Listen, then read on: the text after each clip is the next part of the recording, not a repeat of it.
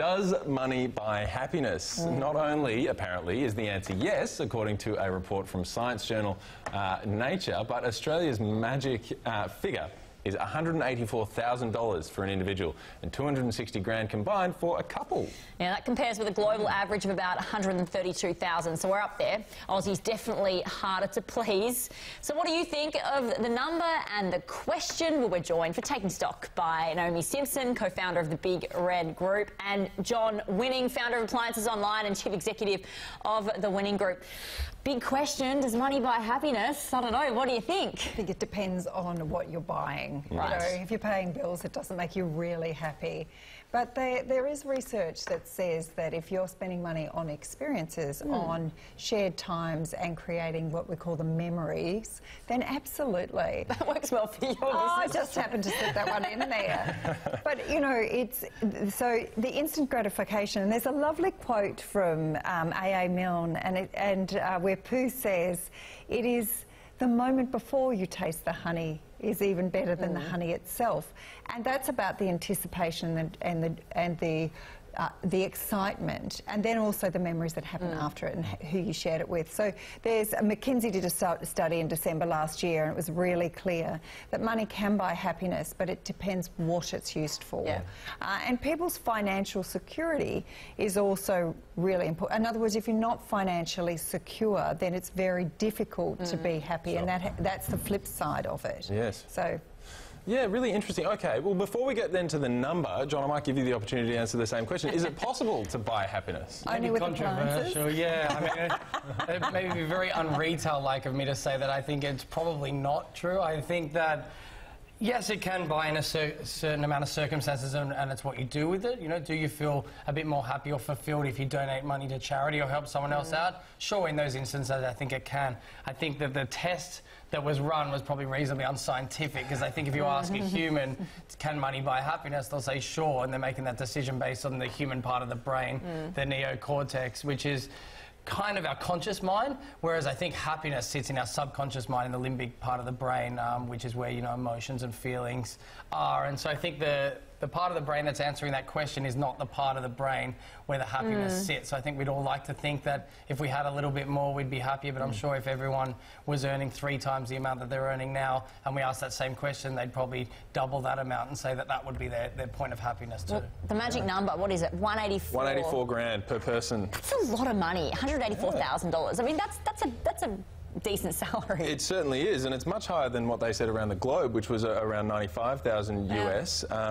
So 132,000 US versus the global average of 95,000. Naomi, are we being a bit greedy in Australia? I don't think so. I think it's because everything occurs to be so expensive, and things seem to be getting more expensive. So when somebody considers, what do I need to be happy? Well, it's a bigger number because they feel that everything's expensive and that nothing's getting cheaper.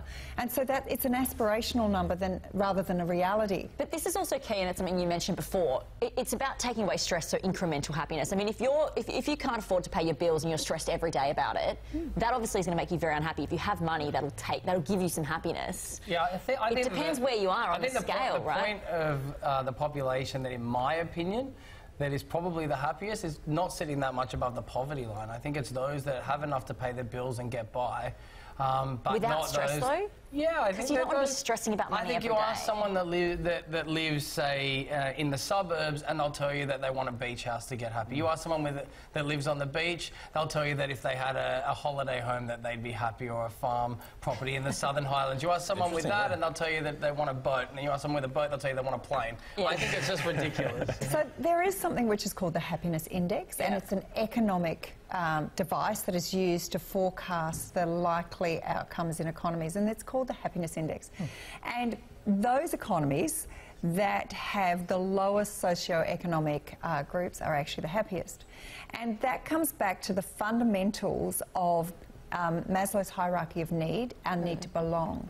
So in those societies, family, community are very important, and they belong.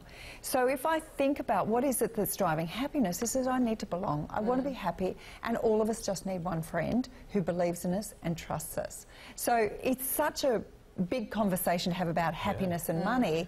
But the other thing is that happiness is but one of the human emotions. There's many. And without the contrast of, oh, I went without, or, oh, you know, you don't understand the other side of it. So, you know, when people say to me, oh, I just want my kids to be happy, I go, I want them to be challenged. I want them to be resilient. And they go, oh, you're nice. But ultimately, I do want them to experience happiness. Yeah. But also happiness is a choice. Jeez, there's some really good answers. It's getting philosophical. I know, we couldn't help ourselves. Just before Christmas. I know are the ones with the most money. Yeah, I'm with you on that one. That can Excellent be very philosophical true. way to finish that question off, because we've got another one here which is also linked to the whole money question. Of course, as mentioned on this show, a record 88% of shareholders voted against NAB's remuneration report, and ANZ copped a first strike today too. So after the year we've had in the financial sector, I mean, is this really the only way that today could have played out? John, I mean, everyone's pretty angry at these banks, right? They can't be copping, you know, good pay and bonuses, right? I think it's hard for executives to balance staff retention and happiness, or appeared happiness, with shareholder satisfaction. And I think what we've seen in terms of performance of some of the larger companies that we've seen, you know, the JB Hi-Fis and Harvey Normans that have got close to and got a strike against them. And then you look at the banks, which have obviously not had the easiest year and certainly been very challenging times for them. You still got to balance that with the thousands of people that they employ, that those executives know 20%, 50% of them, without question, have been doing an amazing job regardless, and maybe all these things to do with the performance are out of their control, and they have to try and keep them happy to retain them, but equally, you know, try and keep your shareholders happy and explain, we had a really bad year, but I still need to pay these people. It is hard, and the question is, does it directly relate to pay? I mean, I know the vote technically does, but we know that these banks have to be competitive. This is not about this. This is about there's been a massive erosion in trust for all of our institutions. And we as the people feel helpless. And this is one way that shareholders, which is made up of the people primarily, mums and dads investors, wanted to say this is not good enough. And so they don't want to risk the other elements on that, because, you know, they're looking at the strategic and how they're fixing things. So the one way they can vote is by saying, no, you cannot be rewarded for the loss of trust in where my superannuation is, which is my shareholder. It's the only way you can vote against the board, is through the remuneration. That's the only way. But the difficulty that we have is, on the other hand, the onus on governance and compliance of directors is considerable. And the work that they have to do is material. And you cannot expect a director to know everything that's going on inside an organisation. So you've got we're voting with our feet because you've damaged the brand and the institution and trust. But on the other hand, we need really great people. And you invest their time, who have the qualifications to be directors. So I would argue that we're going to see a real conversation. Also, if you don't have all of the rest of the employees doing their job to the best of their ability and with their values and their ethics intact, then ultimately these are the leaders who are going to be the ones in the firing line. It's that old kind of question of, you know, if you pay peanuts, you get monkeys, right? That's the old thing, that you lose your top people if you start cutting pay. I mean, all the bank CEOs are all multi-millionaires. So, I mean, and I guess this is another reason why people are voting, is because they've seen some high-profile CEOs paying enormous amount of money with bonuses, when actually, you know, the shareholder value may well have decreased. And let's be clear, the shareholder value has decreased, and they're saying, we are letting you know we're not happy. And remuneration was going to get a kick. Yeah, I agree completely, and I've seen plenty of monkeys getting paid gold as well. Works both ways, right? It's not just what you pay, but I absolutely completely agree with that comment. Yeah, well, it's been a big week for the banks, that's for sure. Moving on, though, Netflix and Stan have both announced big programming wins. Disney heading to Stan, Harry Potter heading to Netflix. You said you can be very busy these holidays. I'm pretty psyched about that one, actually, yeah. But do we worry about the amount of screen time kids are getting this summer? Gosh, this is a hot topic, always. Absolutely. Always a hot topic. What do you think? And I might start with you, Naomi?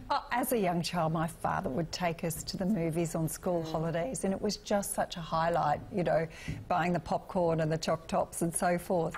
So for me, what this is about, it's an opportunity to share a wonderful experience with your children, which is watching maybe for the first time Harry Potter or for the first time a Disney movie.